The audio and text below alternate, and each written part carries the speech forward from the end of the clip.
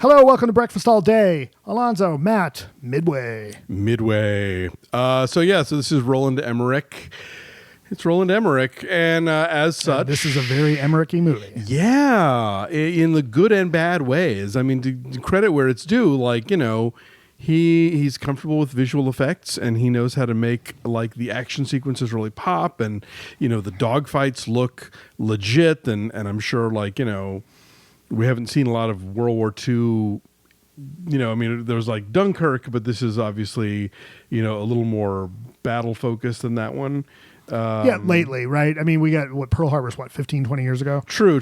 Yeah. And this movie starts with Pearl Harbor, just as sort of an amuse-bouche. Well, there's more coming later, but we're just going to, take that. This is a million times better than 1974 Midway. Oh, I've never seen it. Dave saw it only because it was in Sense-Around. Oh, it's boring. So the upside of it being a Roland Emmerich movie is all the action sequences are really good and the effects are really well done. The downside of it being a Roland Emmerich movie is that eventually people start talking. I like this a lot better than I thought I was going to. Okay. Partly because the action's pretty well done. Is pretty exciting. Among other things, you feel like, especially when at takeoff, God damn, those planes are slow. They can barely stay aloft. Which turns out to be a problem for one of them. Yes. I think most of the cast is fine. You've got a lot of actors in this that are okay. I'm not blaming the actors. Right. I'm talking about the dialogue and just the general framing of the plot and that kind of thing. I think there's a lot of cast members here who are... I think everybody's pretty much left to their own devices, which happens in an Emmerich film, and you can see the ones who can rise to that occasion. Patrick Wilson clearly knows what he's doing, and and there's also, it's weird, the way they're marketing this movie. If you went in thinking, "Oh, I really love Darren Criss and Nick Jonas," you're not going to get a lot of them. Prepare for a lot of Ed Skrein. Ed Skrein and the worst New Jersey accent ever. It's almost like he's trying to do Bugs Bunny, which I know is Flatbush, but whatever. That accent's terrible. I think sometimes when people prepare to do a movie about the 40s, they just watch movies from the 40s where there was a different level of it's that sort of pre-method school of acting, and so that's not how human beings behave. No, but in movies in the 40s, listen, bud, you're going to give me the gun, see? Exactly. Trying to give me the hi-hat, it's very stylized. You get those mid-Atlantic accents, and it's, and granted, not that you would look at most blockbuster movies today and think, yes, how humans behave, but it doesn't, is not a thing for the 40s, and so sometimes I think that contemporary actors fall into that mode of, well, that's what people talk like, I'm going to do that, and and it sets things up that never really come again, like we get this one scene where Mandy Moore goes to the officers club to confront Ed Skrein's, commanding officers. Why hasn't my husband been promoted yet? And then that nothing really. He gets promoted, but you don't see her much again after that. And there's no payoff on what Luke, Luke Evans says the problem is. Right? It's the men they're not sure they're going to come back, and then there's not really. You never see enough of a change in screen. Exactly. And then he never really has a character arc in any way. He just gets plunged further and further into this war that's getting worse and worse. And, there is kind of a cool thing where the new class of pilots that shows up are all really young. Right. Which I'm sure is a thing that was going on where it's okay, we got all these 18-year-olds because the seasoned ones have either become officers or died in combat, know. I don't hate this movie because I think it does a lot of things right, and if you're just going for the visceral experience of it, I think it captures that really well. I was reminded when you talk about when you realize how slow those planes go and how close to death they seem to constantly be. It reminded me in a way of how First Man really captures just how rickety and the rivets are shaking of those early those space capsules. But yeah, this is the kind of movie where I had sort of two jokes about it when I got out. One was like, this script has a lot of exclamation points in it because there's a lot of declaring things, people walking in a room and saying, blah, blah, blah, blah, like that sort of thing. Also, I think this is the kind of movie that would have been better as a VR experience than a movie, I think, because maybe then we wouldn't have to have like a plot or like characterizations, because it is very much like, this happens, and then this happens, and then here's how we figured out the intelligence thing, and then the battle happens, and the battle's over, and we all go home.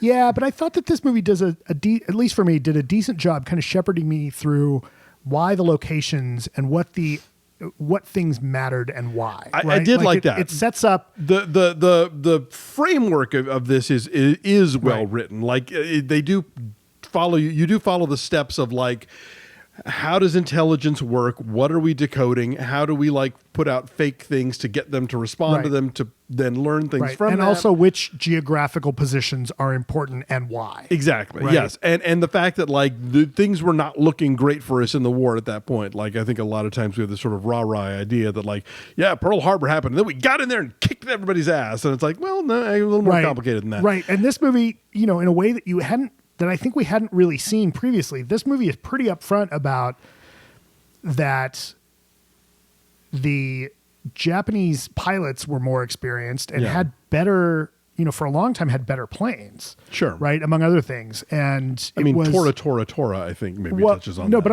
I mean recently, right? Sure, like relatively recently, like that narrative hasn't come up. And, you kind of don't expect to see what we joke about the American war machine as the underdog, right? This movie, makes you believe it. It is, and I'm sure somewhere there's a graduate thesis to be written about this, but you have a German director and what would appear to be from the opening credits, lots of Chinese money, making a movie about how terrible the Japanese were in the 1940s. Well, the Chinese money, absolutely, because there's a whole subplot about where Aaron Eckhart and his men so get Jimmy shot. Doolittle does the famous raid that is the end of Pearl Harbor, right? Yes. So Doolittle does that famous raid where they bomb Tokyo, which really was a not so much necessarily an effective militarily blow, but it really for morale it really affected things. But then they ditched in China. Yeah. And at the end of the movie, you get a card that says 250,000 Chinese were executed for helping Doolittle. Right. Right. And there is scenes where you see Doolittle trying to escape and make it to where he needs to get. But the Doolittle plot never feels like it's part of the rest of the movie. No, but that plot is how that movie is going to get released in China. Exactly. That's how that works. The whole time I kept thinking, all right, this is so like tacked on because A, we need that money, and B, we want that audience. But they don't figure out a way to make it cohesive with the Midway story, which, yes, that is a connecting thread between Pearl Harbor and Midway, but the way that it's written or edited, somehow it just feels like, oh yeah, meanwhile in China, this awful thing was happening. I do like that there is some scenes from some of the rest of the characters that we see for the rest of the movie is like they see those army bombers on that, those what were they, B-20? I don't know. Whatever. I think they were B-25s. Are on the deck of a carrier, and the rest of the pilots like, what are these army bombers doing there? And they can barely get them off the carrier. Right. They can barely get them to take off. And, we know from Pearl Harbor and just from history, that was a long shot play for those guys. Yeah. Like they had to take all the armor off those planes. And to its credit, the movie doesn't, yes, it demonizes the Japanese as a whole, but I think the individual Japanese characters that we see are handled with some dignity. Right. Like they are, there is that sense of honor. There is that sense of like their belief in their own mission. And, maybe the macro kind of the orders they've been given are horrific, but the individual soldiers who are implementing it are not presented as monsters. Right. It's right. There's a couple of people that are, history would later say that they would, the one particular captain would have been arrested on war crimes. Sure. Oh, yeah. But Yamamoto, the admiral who all along had been reluctant to go to war, to do the attack and had said, really like we could beat him in a short war. Yeah. Right. And if we knock him out fast enough, then we're golden. That's a good performance. And I can't remember that. What's his name? Tadanobu Asano plays that plays Yamamoto. I enjoyed this movie. It helps that I took my son Gabriel, who's 16 and has been No. Tadanobu Sono plays Yamaguchi. Sorry. Atsushi Toyokawa plays Right, Yamamoto. sorry. Who was in Right. nothing I've seen, but anyway. Sorry, I had that listed wrong. But established Japanese actor, Right. I mean, I can. It's sort of like with Harriet. This will be playing in a lot of classrooms at some point, I'm sure. Yeah, I like this. Again, better than I thought I would, and I think it's one of Emmerich's better movies in the last few years. Well, I think that it's better than Stonewall, y'all. Woo! Exactly. All right. So what's your number? What did I say? 6? Yeah, 6. And I'm not that far from you. I said 5.8 because I was impressed enough with the technical aspects that I'm glad I saw it, and I'm glad I saw it, projected, but it's got other issues going on. So it's a 5.9 from us, 42% on the tomato meter. Maybe 41 would have been more appropriate, but anyway.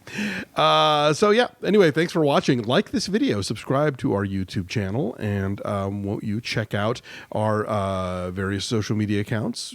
We're on Twitter, Instagram, and Facebook at BeFastAllDay.